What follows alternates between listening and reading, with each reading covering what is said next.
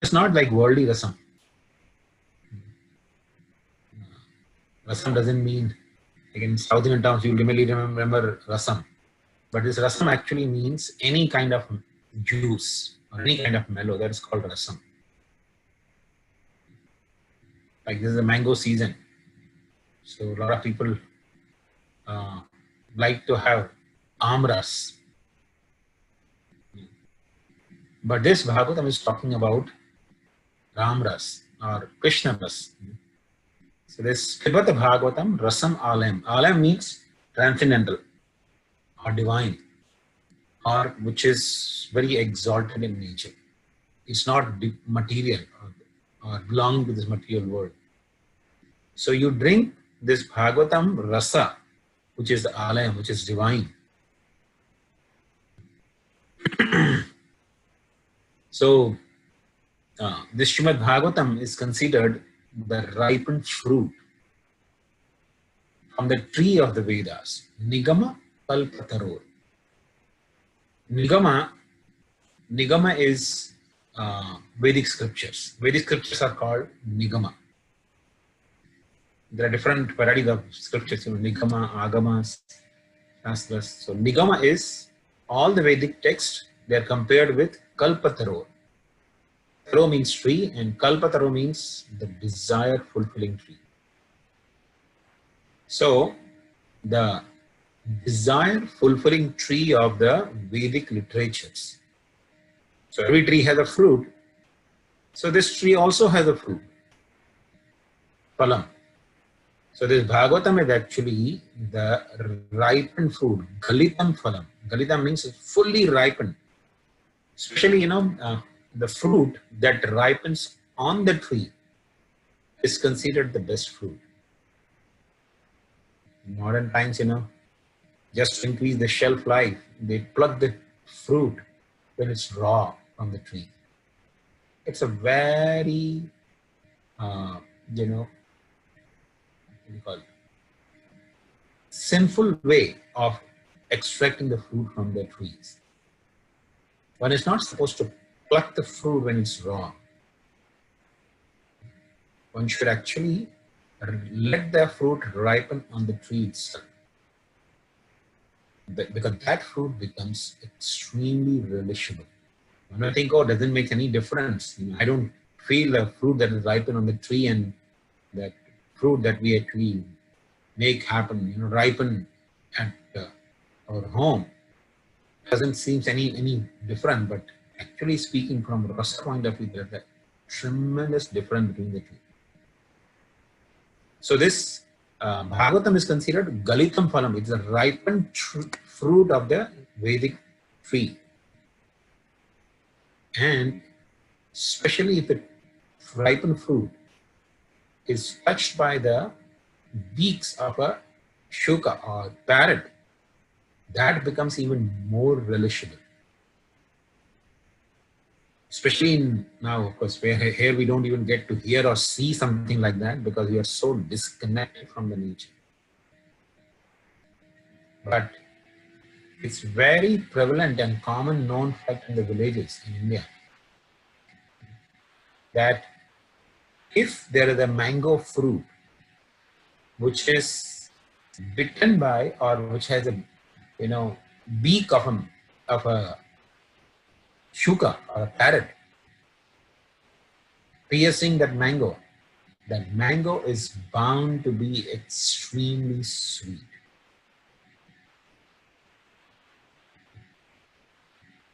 Now it's actually science. It's a very wonderful science. The parrots, they know exactly. They don't need any, what do you call it? Different kind of testing to do which fruit is sweet, which is not sweet. They naturally get to know which fruit is actually sweet, and they put their beak only in the sweet fruit. They don't put their beak in any fruit which doesn't have sweetness in it. They get to know. So similarly, this Galitam Phalam of the Vedic tree, the ripened fruit of the Vedic tree is touched by Shukamukha is touched by the lips of Shukdev Goswami. And therefore, Amrita Dravya Samhita is actually more relishable because it's being touched by the lips of Shukdev Goswami. So, this comparison is actually very appropriate because Shukdev Goswami, like a parrot, would not put his interest in any literature that is not really relishable. So this is actually the import of this verse. Let's go further. So this Vedic literatures, as we said, is considered like a desire tree. Why they're considered like a desire tree? Because no matter what kind of desire a person may have, he can approach the Vedic literature. And Vedic literature has ways and means to fulfill everyone's desire. Nobody is excluded from the desire tree of the Vedas. And therefore you find in the Vedas there are many different kinds of yajnas. If somebody doesn't have a child, he can actually perform a putreshti yajna. To have a son or a daughter, they can actually perform yajna. You find in the Srimad Bhagavatam there are many instances, even like in Ramayana, Maharaj Dasharatha didn't have any child. So he told the sages to perform a yajna for him, by which he could have a son. And he got 4 sons. So similarly, if somebody wants to go to the heavenly planets, or somebody wants to get a son to kill his enemies, they can perform that kind of yajna. Twashtamani performed a yajna with the intention of killing Indra. Drupada performed the yajna with the intention of killing Dronacharya. So Vedas actually fulfill every kind of desire. Therefore they are called desire tree.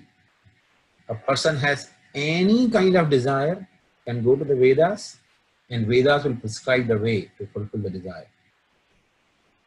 In fact, the second canto of Srimad Bhagavatam, where Shukadeva Goswami begins instructing Maharaj Parikshit, first he goes through the whole list of different worships which a person can do to fulfill his different desires. Shukadeva Goswami was actually testing Maharaj Parikshit in one way, that if you are interested in attaining anything worldly, here are the different kinds of worships. So Vedas actually, they are considered like a desire tree. One can approach the Vedic literature for fulfilling any kinds of desire, whether good or bad. Every desire can be fulfilled through the Vedic literature.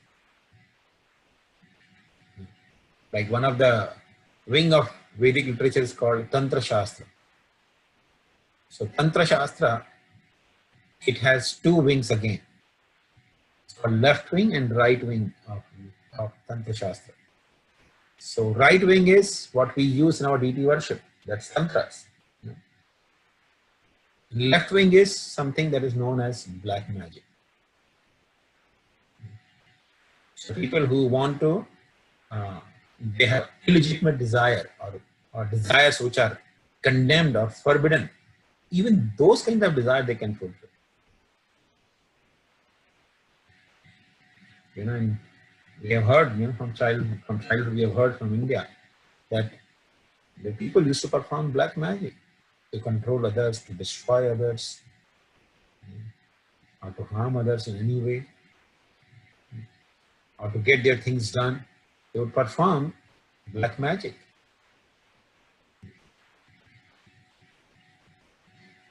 And even here in US, one of the states which is very famous for black magic, the people actually know black magic, is in South Carolina. The state is known for a lot of people there who know the black magics. So the Vedic literature are actually all inclusive. If a person wants to approach with any desire, they do have a process to fulfill those desires. But Srimad Bhagavatam is considered the ripened fruit of that tree. So just imagine a tree which can offer every kind of fruit. Now in this world, we don't have experience of such a tree. But imagine a tree which can give you every kind of fruit. So whatever you want to ask, they can give you. But that tree itself will also be having a fruit naturally coming on that tree without anyone asking for that fruit. That fruit is Srimad Bhagavatam. And that is not just raw, but it's a ripened fruit of the Vedas. So the best result or a best fruit one may desire from the Vedas is actually in the form of Srimad Bhagavatam. Now, because Srimad Bhagavatam is, offering rasam alayam, it's offering the highest rasa. The Prabhupada at least begins explaining what actually is rasa. So, the pleasures, more precisely the sensual pleasures, they are called rasa. These rasas are of different varieties. When we say sensual pleasure, means something that you experience by either seeing, hearing, smelling, tasting, or touching. That is called sensual pleasure. So when I look at something beautiful, I feel some happiness, some sense of happiness. When I taste something, delicious, my tongue is satisfied. When somebody speaks something to me that is very pleasing to my mind, through that hearing is satisfied. So in this way, there are different varieties of rasas. And they are basically divided into two categories, primary and secondary. So the total number of such rasas is 12, 5 primary and 7 secondary rasas. So let's try to understand what are these 12 rasas. So these 12 rasas or mellows are called Raudra, that is anger, Adbhuta, that is wonder, Shringar, that is conjugal, Hasya, that is comedy, Veera, that is chivalry, Daya, mercy, Dasya, servitorship, Sakya, fraternity, Bhayanaka, horror, Vibhatsa, shocking, Shanta, neutrality, and Vatsalya, parenthood. So out of these 12, the 5 which are called primary rasas, they are Shanta, the 11th one that we see in this list, that is the first in the primary rasas, Shanta. Then Dasya, the 7th one, servitorship, that is in the second category, Dasya. Third is called Sakya, which is the 8th one. Then Vatsalya, the 12th one. And Shringar, or conjugal one, that is third one. These are 5 primary rasas. And the other 7 are actually secondary. So that is Raudra, Adbhuta, Hasya, Veera, Daya, and Bhayanaka and Vibhatsa. These are considered secondary rasas. So we see in this world also, everyone try to relish these 12 rasas. And because people in Kali Yuga become more and more dull, dull-headed, they don't have the sense of relishing these 12 rasas with people around them. But nevertheless, the tendency to relish these rasas is there in everyone. Everyone has that tendency to relish these 12 kind of rasas. So, uh,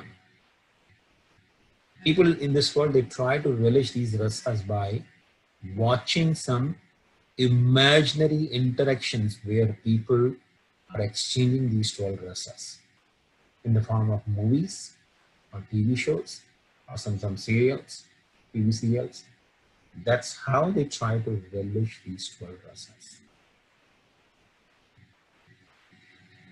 And the most successful movie or a TV show or a TV serial is considered something which has combination of all these in a very uh, entertaining way.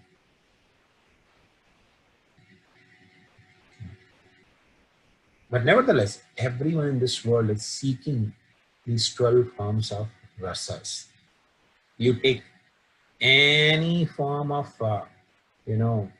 entertainment in this world, it's mainly centered around these 12 rasas.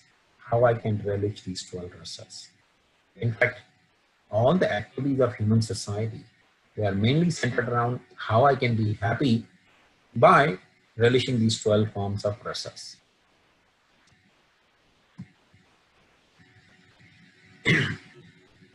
Now, these rasas, in their original form, exist in the spiritual world. But in this world, what we see is nothing but their reflection. And that reflection is a perverted reflection. What do I mean perverted reflection? Perverted means it's a distorted reflection. Just like, for example, I want to give somebody rice and dal, uncooked rice, uncooked dal, the lentils, moong dal. So I give it to one person that, okay, you go and deliver it to such and such friend of mine. So this person thinks, okay, he is giving only rice and dal to his friend. Let me add something more. So he goes and gets some vegetables also and hands over to the third person. Go and give all this to such and such person. So the third person actually takes rice, dal, and some sabjis, gives it to the fourth person, saying that, okay, hand over to that other person. And the fourth person thinks, okay, there is rice, dal, and sabji. Let me get some spices also for this person. He gives to fifth person to give it to the final person. The fifth person thinks, okay, let me actually cook a khichdi, make some khichdi and offer it to him. So he actually cooks khichdi and offers to the person whom he was asked to deliver to. So I intended to give something else, and the final product the person receives is something else. This is called perverted delivery. It's delivered to the end person, but it's delivered in a perverted way. Not what I intended to deliver. So similarly, perverted reflection means it's reflection. What is there in the spiritual sky, in the spiritual world, that's what we get to see in this world, but in a perverted way. So what is topmost there, it appears to be the lowest here. What is lowest there, it appears to be topmost here.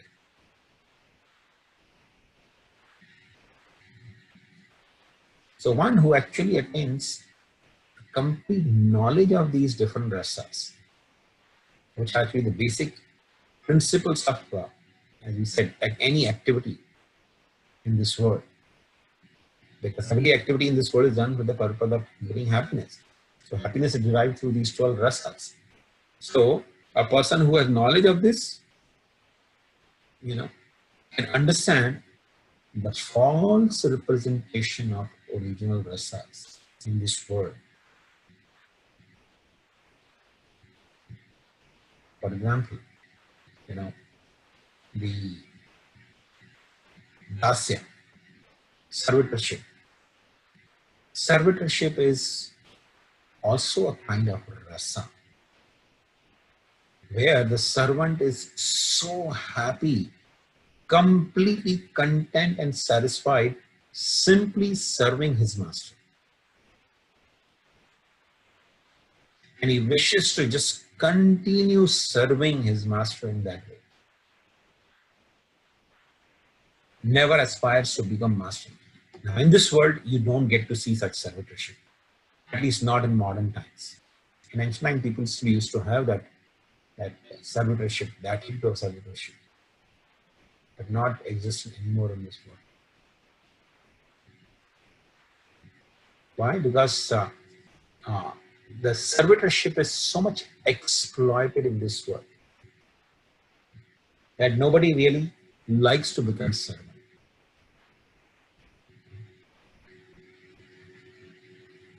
So, in the material world, whatever rasas we see, they are actually reflected, perverted reflection of the original rasa. Now, in Ramayana, we see Hanuman. Hanuman is servant of Lord Ramchandra, and he's so satisfied simply serving Lord Ramchandra. Hanuman never desires or aspires anything. Only aspiration he has that he wants to continue serving Lord Ramchandra. And that brings immense happiness. In this world, you don't get to see that happiness or satisfaction in.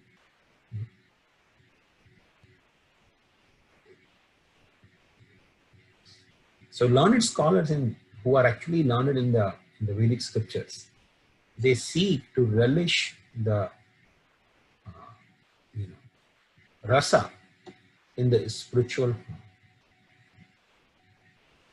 Means the person who is actually learned in the Vedic scriptures, he seeks these 12 kinds of rasas in the spiritual form. He doesn't seek these 12 kinds of rasas in the material realm.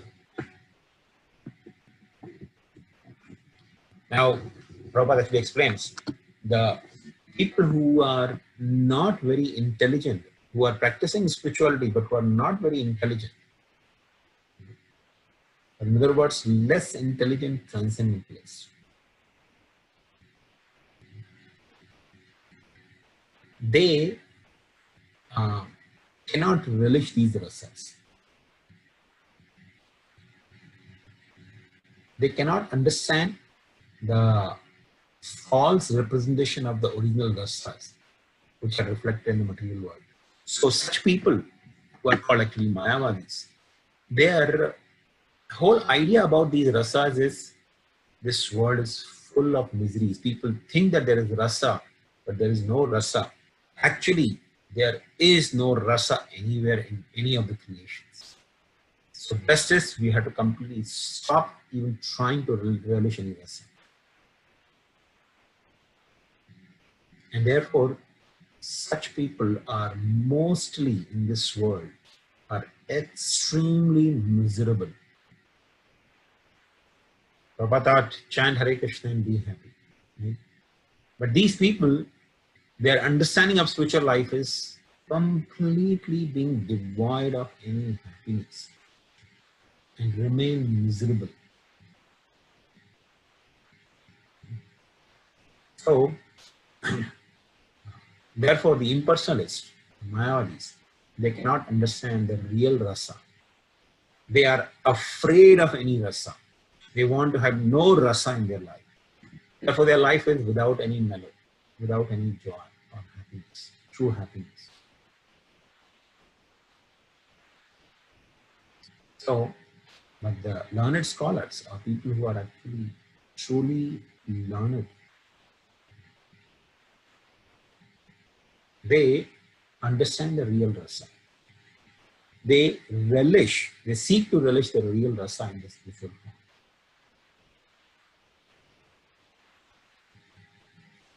And also, less intelligent transcendentalists cannot go beyond the conception of becoming one with the spirit whole. So, for impersonalists or Mayavadis, the whole and sole purpose is how I can get rid of this personality and merge into the Supreme. They call Brahman or whatever. So their whole idea is, I want to get relief from all the miseries or so-called happiness of this world and go back to the spiritual world. But because they do not know the rasa, their whole effort actually becomes futile. Why it becomes futile? Because soul by nature is Anandamaya Abhyasa. Soul by nature is pleasure seeking. That means we cannot stop seeking pleasure even for a moment.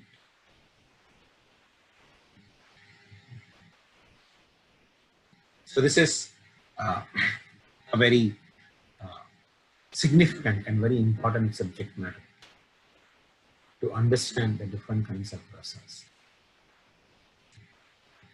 Because without understanding these rasas, one cannot actually come to the proper conclusion of the Vedas. And because the impersonalists or Mayavadis, they are devoid of any rasa, but the soul by nature is rasa seeking. Even though sometimes they do go beyond this material existence, they go to the spiritual realm, but they have no knowledge about the spiritual rasas that is relished by the Supreme Lord and his devotees by interacting with each other. These transcendentalists, even though sometimes they attain the spiritual realm, but arohya krichena param padam tata patanti yadha. They go to Parampada, they go to actually spiritual world. But from there, they again fall to this material world. Why? Because they have no knowledge about the rasas, how to exchange the rasa with the Supreme Lord. Prabhupada gives example. Just like if a bird keeps flying in the sky, but ultimately the bird has to come down to the ground. It needs the support of the ground. Bird cannot go on and on and on flying in the sky. He has to come to the ground. Similarly, these impersonalists, they go to the spiritual sky, but they fall down from there because they have no knowledge about the essence.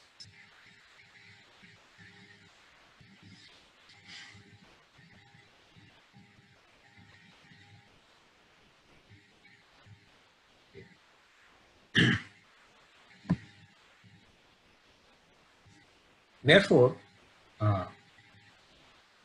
the devotees, they take to the careful study of Srimad Bhagavatam.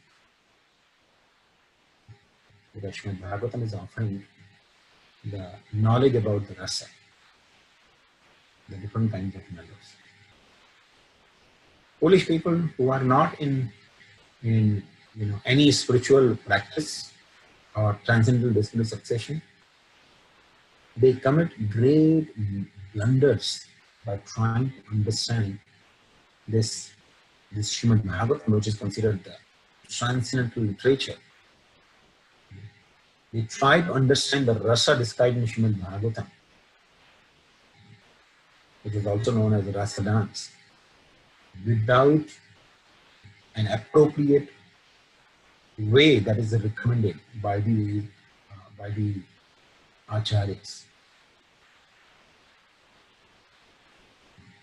Sridhar Goswami is one of the acharyas who taught from his own example how one can actually understand Srimad Bhagavatam. And sometimes the people who are not very serious about spiritual life, they directly want to jump to the 10th canto of Srimad Bhagavatam, where rasa or Krishna's pastimes in relationship to gopis are described.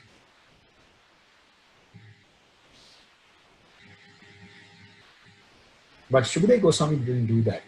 Although Parikshit Maharaj had only 7 days left. He was supposed to die on the 7th day. Shukadeva Goswami didn't say, okay, let me start with it, Rasa Leela Krishna. That's what you should be hearing. No. He actually began. The first day he began with explaining, not this body is a split soul. And then he went gradually. First he gave the process of meditation. As we'll see in the second canto of Bhagavatam, when Shukadeva Goswami begins speaking, first he teaches about the process of meditating on Virat Rupa. And that's how a beginner in Krishna consciousness should actually begin with. For a beginning transcendentalist, he can try to meditate on the universal form of the Lord. That's not advanced, that's actually neophyte.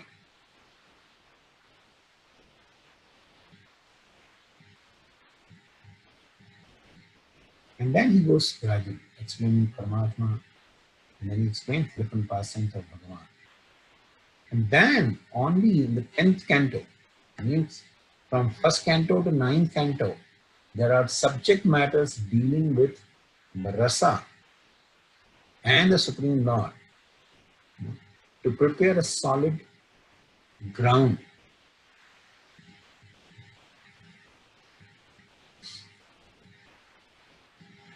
So Shukadeva Goswami, he presented this Srimad Bhagavatam in a very careful way in the stages of transcendental realization. So similarly, one should be intelligent enough to know the position of Srimad Bhagavatam by considering the great personalities who have spoken Srimad Bhagavatam like Shukadeva Goswami.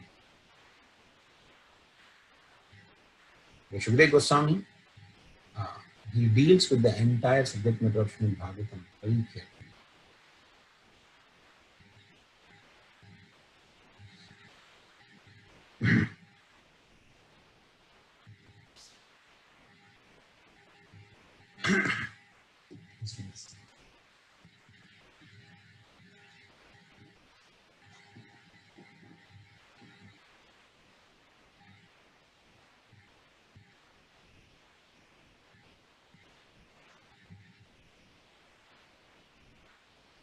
And this Srimad Bhagavatam is actually understood through the disciplic succession, through the parampara system, the parampara system of Bhagavad school. And this parampara system suggests that in future also Srimad Bhagavatam has to be understood from a person who is truly representative of Shukadeva Goswami. So we should not hear Bhagavatam from anyone and everyone. Bhagavat order diya, Bhagavat asthan. It's recommended that one should read Srimad Bhagavatam by carefully studying from a person who is considered a person Bhagavatam. There are two kinds of Bhagavatams. The book Bhagavatam that we are reading now, and there's person Bhagavat. So Shukadeva Goswami is person Bhagavat. And Parikshit Maharaj is hearing Srimad Bhagavatam from a person Bhagavat. Because one does not hear Srimad Bhagavatam from a person Bhagavat, there is every possibility of hearing some philosophically mistaken ideas. If the person is not really a Bhagavata who is speaking Bhagavatam, then there's every possibility of having wrong understanding. There's a beautiful instance in Chaitanya Charitamrita in this regard. When Lord Chaitanya Mahaprabhu was residing in Nilachal, there was, many devotees, they would come, or many different people, they would compile or write some poetry on the Supreme Lord, and they wanted Sri Chaitanya Mahaprabhu to hear, because Sri Chaitanya Mahaprabhu was considered, he was worshipped by everyone. He was considered the great authority in one way. So people wanted their poetry to be heard by Sri Chaitanya Mahaprabhu. But Sri Chaitanya Mahaprabhu was very sensitive. He didn't like when people wrote or spoke something that was not authorized by the scriptures.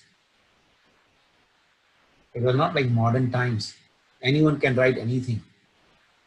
This so-called freedom of speech, you know, and the freedom of religion and freedom of speech, which is to some extent is good, but you know, the freedom of speech makes people so irresponsible in speech. They think they have a right to speak anything nonsense. It is because of freedom of speech, a lawyer can speak or bluff anything and try to even misguide the, the jury because he has freedom of speech. Even an ordinary person can speak, you know, all kinds of, you know, what we call critical comments without any basis or without any proof also for the leader of the country. That's what you see. All over the world, the leaders are criticized. Of course, the leaders also are not the ideal personalities. They have actually a lot of flaws, but many times they are actually accused by the opposition with so many things which they never do. Why? Because everybody has freedom of speech. But that was not the case. At least 500 years ago, anyone wanted to speak something or compile something or write something, and they wanted Sri Chaitanya Mahaprabhu to hear, there was a system. Sri Chaitanya Mahaprabhu had a secretary named Saru Damodar Goswami. So Saru Damodar Goswami would actually screen it first. Anyone who wanted to recite anything in front of Chaitanya Mahaprabhu, they had to come and recite that in front of Saru Damodar Goswami first.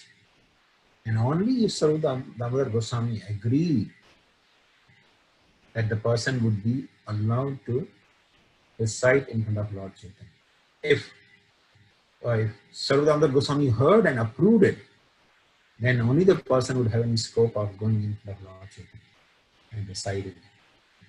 So one time, one Bengali Vaishnava, he came to Nilachal and he wrote a drama.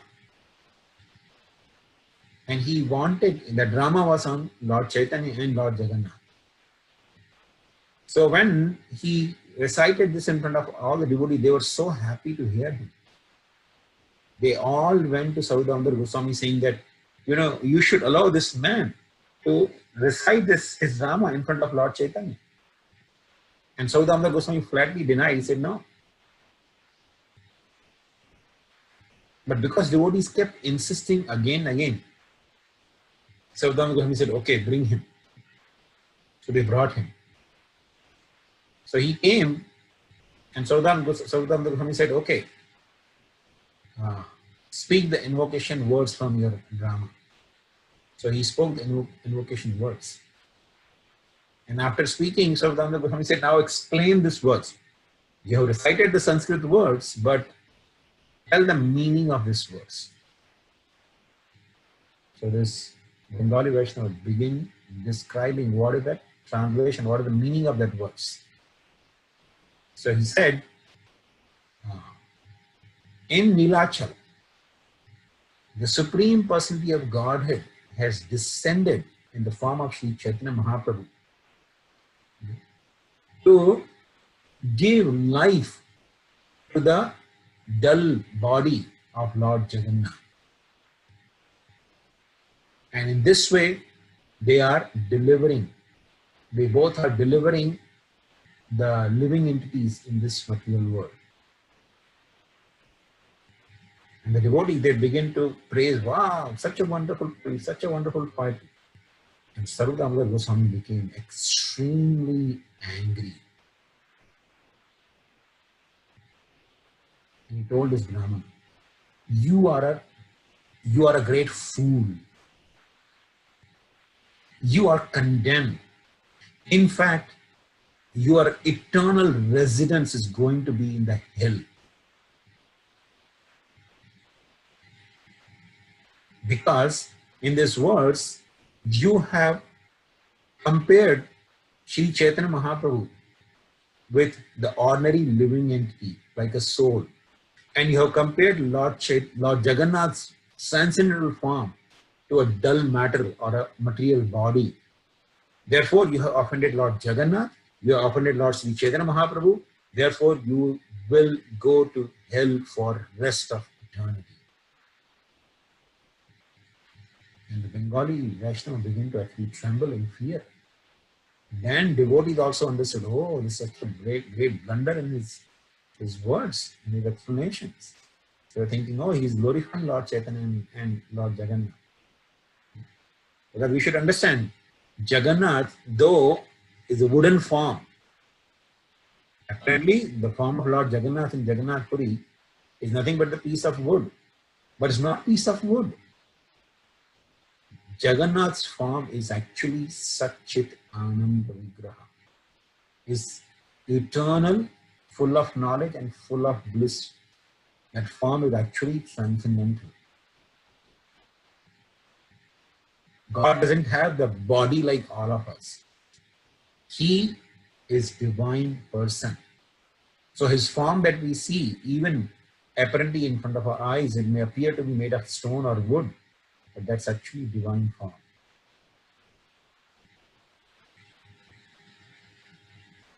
And again, Sri Chaitanya Mahaprabhu cannot be compared with the soul entering into the body. Because he is not the soul, he is not a living entity. He is the Parabrahman, he is the Supreme Personality of Godhead. So this Bengali Vaishnava, he became so fearful and ashamed of what he has written. Sarvananda Goswami pacified him and instructed him that you should hear or write Srimad Bhagavatam in the association of other Bhagavatams.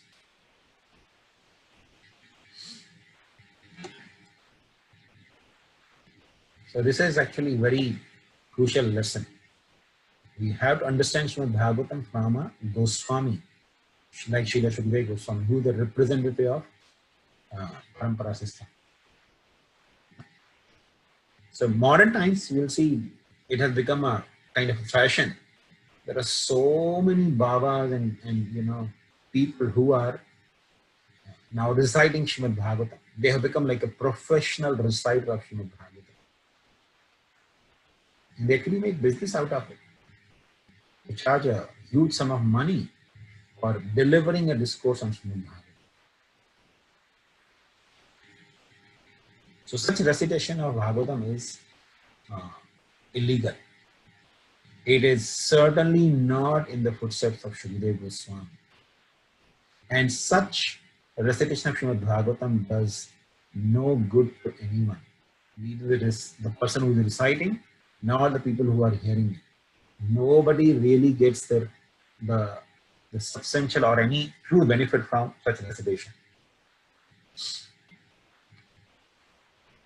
And such men usually they directly jump to the 10th canto of Srimad Bhagavatam. And even in the 10th canto of Bhagavatam, they directly, start discussing the most confidential part of Srimad Bhagavatam, that is Rasa dance, thinking it to be like the dealings between ordinary men and women. And there are some people who are completely foolish. They have no knowledge about Rasa Tattva. They think Krishna was actually immoral. The activities were immoral. And yet, there are other people who try to give some stupid or foolish interpretations to cover it up.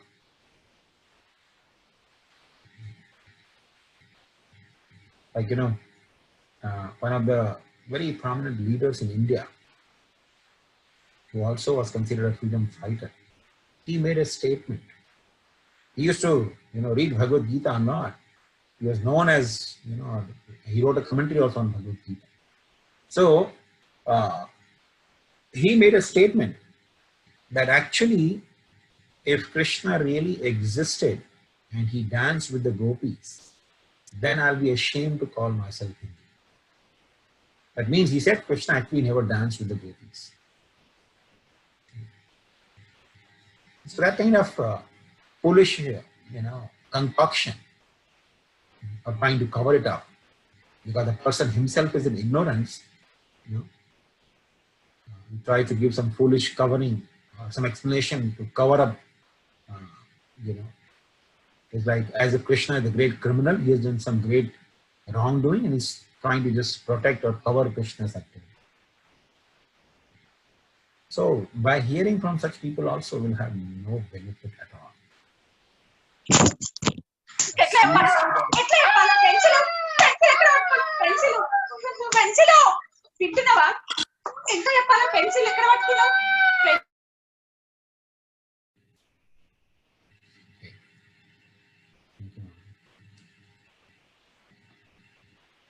Sorry about it. So a serious student of Bhagavatam or Rasa should receive the message of Bhagavatam in the chain of descended succession, which is actually beginning from the Vyasdeva or Srila Goswami. So this is the most crucial aspect that one should actually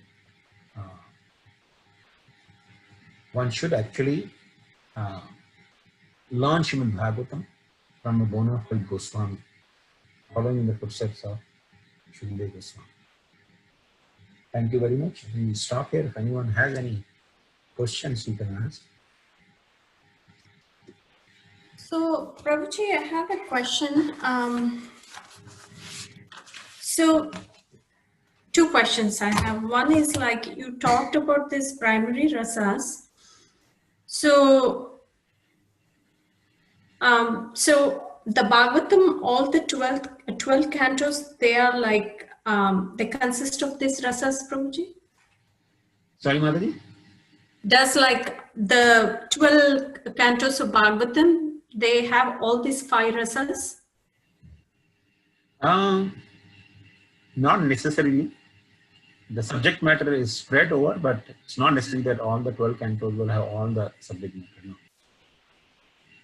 Okay. And before starting today's class, you mentioned that the text 1, 2 is called as Abheda. Videya. Okay, and also my question related to that, all the Goswamis, 6 Goswamis, each one has like, they say like Sanatan Goswami is Sambandha Acharya, and Jiva Goswami is Siddhanta Acharya. What is that like, Prabhuji, difference? Is that related to what you were explaining, like? Yes. So when we call about Sambandha Gyan, Abhidheya Gyan, and Prayojan, there are 3 deities and there are 3 Vaishnava Acharyas also related to that. So for example, we say Sambandha Tattva or knowledge about Sambandha Gyan, one receives by worshipping Madan Mohan. So Madan Mohan is our Sambandha Vigraha. So if we worship Madan Mohan, we get automatically the knowledge about Sambandha Gyan. And the Acharya for Sambandha Gyan is Sanatan Goswami. Okay. Okay. And similarly, Abhidheya. The deity for Abhidheya is Govinda Dev. And the Acharya for Abhidheya is Srila Rupa Goswami. And Prayojan deity is Radha Gopinath. So Radha Gopinath is our Prayojan Vigraha, and the Prayojan Acharya is Raghunath Das Goswami.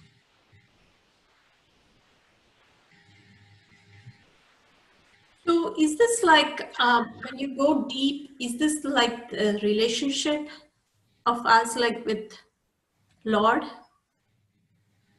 Sambandha Gyan means 3 kinds of Sambandha are existing in this. So when you talk about the transcendental Sambandha or the transcendental relationship, they are 3 kinds of relationships.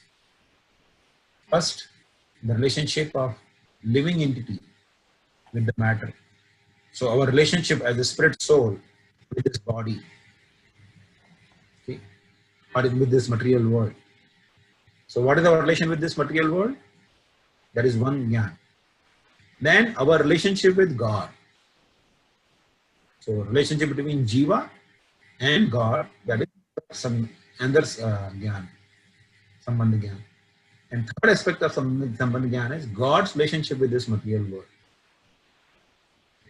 So this total knowledge about relationships is considered sambandha jnana.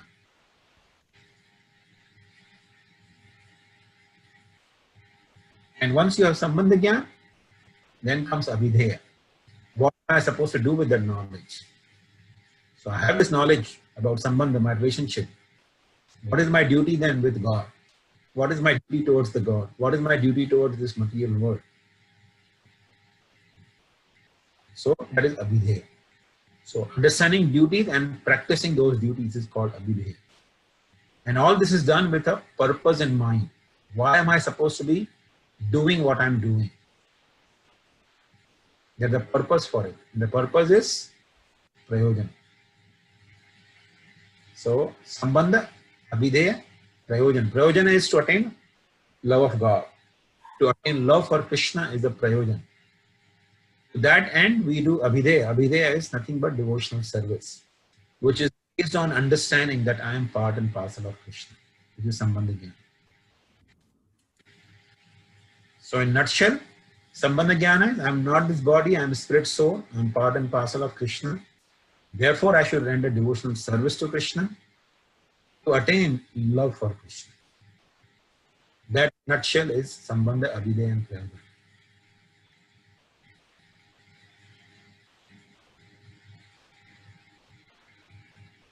So, in order for our spiritual progress, to progress in our spiritual path, we pray for this, each acharya in that relationship, Prabhuji? Yes. So we pray to these three acharyas to get strength for sambandha, abhideya and prayojana. So if you have 2 minutes, I'll ask you one more question. There is one question written by Hemasmari Mata. She says, Prabhupada says rasa cannot be exchanged between man and animal, but some people who have pets would disagree. Actually, we have discussed this before also, but I'll just try to highlight it. When we are talking about the rasas, like say for example, dasya rasa. So dasya means servant. So I tell a servant, please bring me a glass of water. Or please cook something for me. Or please iron my clothes. This is dasya rasa. The servant is doing something for me. Cannot exist even with the dog and human being. Dog cannot do whatever you ask him to do. You can only throw a ball and dog can bring that. That's it. So you cannot relate the relationship of servant with a dog. And definitely there's no question of friend with the dog. Friendship between human beings cannot exist between a dog and a human being. And children, can you treat the dog like your child?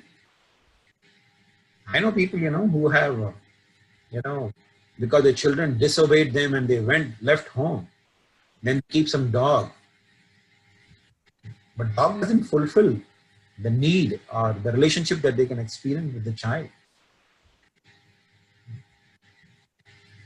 When people are at the verge of death, they want to still inherit all their property to the children, not to the dog. So these relationships, when you're talking about dasya, sakya, vatsalya, madhurya, that's not possible between dog and human being. Papa is saying, rasa cannot be exchanged between man and animal. It can be exchanged between man and man and animal and animal. So the lion can experience vatsalya with its cub. A pig can experience the vatsalya with the piglets. But that's not possible between human beings and animals.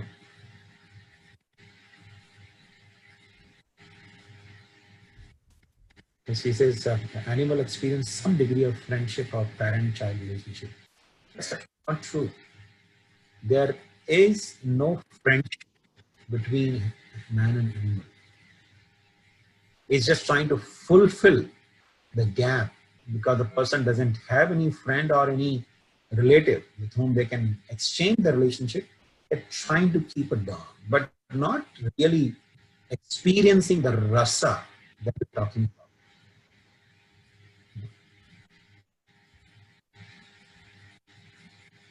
I remember, I have some of very close friends of mine.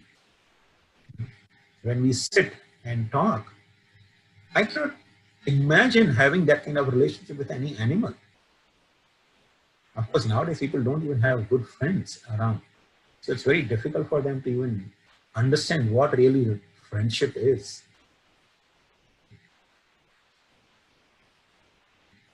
And similarly, child relationship, that's actually nothing but trying to control a person like a child. You control the dog, but you cannot really relish the love that a parent experienced with the child. It's not possible at all. And Shivanand Sen having a dog, well, that's Vaishnava's, character, that he's always merciful. He sees beyond the body. A Vaishnava doesn't see the material body, he sees the soul, the spirit soul within that body. And therefore is always kind and compassionate. But that does not entail that Shivanand Sen was actually relishing some kind of rasa with the dog. He was showing mercy to the dog, but not that primary rasa he was exchanging with the dog. That is not possible. I hope that answered your question. Prabhuji, these days there are service dogs also, which actually help the disabled to do their day-to-day things. So, people may argue that how come he is not doing as a servant? But still, Murthy, it has limitations. You cannot experience that rasa of one can experience with the servant. And first of all, nowadays we don't even have servants in our relationship. We don't really have this master and servant relationship nowadays. So it's very difficult for people to even understand what really a master relationship servant is.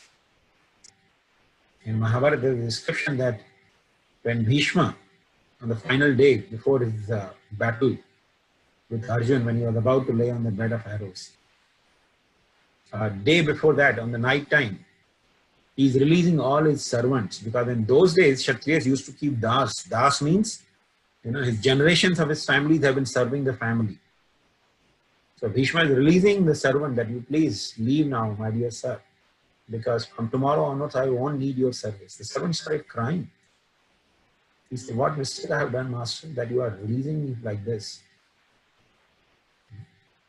In fact, Srimad Bhagavatam, you will find one of the symptoms of Kali Yuga is, it says, the servant will leave the master even if the master has been loving and caring about the person. And the master will not hesitate to leave the servant even if the generations of that servant have been serving his family. It means in ancient times, it was not the case. The servant was considered the part of the family. The master would never, even if he was in financial crisis, would never think of leaving the servant. And servant would never consider leaving the master. They had actually a very intense relationship, loving relationship with each other based on service. The typical example of master servant you can see is Hanuman and Lord Ramachandra. That is divine relationship. But in Vedic culture, they used to have the glimpses of that divine relationship. The master and servants were actually very loyal. The master was always caring, the servant and his family, and the servants were always loyal to their master.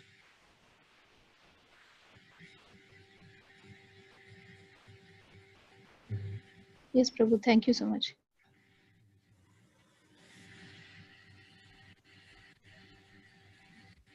So, okay, Himsanath has another question. In a practical way, how does Srimad Bhagavatam gradually elevate the unbiased reader to the highest perfectional stage of transcendence? How do we gauge it? So Srimad Bhagavatam actually elevates the consciousness of anyone who takes shelter of Srimad Bhagavatam by reading it, by the gradual process. So if we start from first canto of Srimad Bhagavatam and don't skip any portion, gradually it elevates a person's consciousness. It begins with the basis, it begins with explaining the basics, and gradually elevates a person's consciousness. So the only way we can actually rise our consciousness is by systematically studying Srimad Bhagavatam in sequence, beginning with first canto, then going to second canto, without skipping any portion. And how do we gauge it? You can gauge in exactly the same way. A hungry person, when he's eating, he can gauge that his hunger is being satisfied. Nobody else can gauge it, but you can definitely gauge it. You will see how satisfied and how happy you become in life by taking shelter of Srimad Bhagavatam. So all we need to do is just take shelter of Srimad Bhagavatam by studying it systematically, and if possible in the association of Vaishnavas. And just as a hungry person knows with every morsel his hunger is being satisfied, similarly a person who's reading Srimad Bhagavatam, studying Srimad Bhagavatam systematically, understands that he's actually getting more and more closer to attain the transcendence.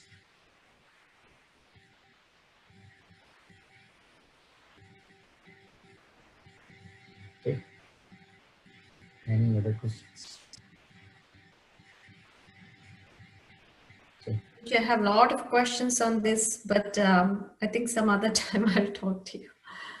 The Sambandha Prayojana and Abhidhyaya.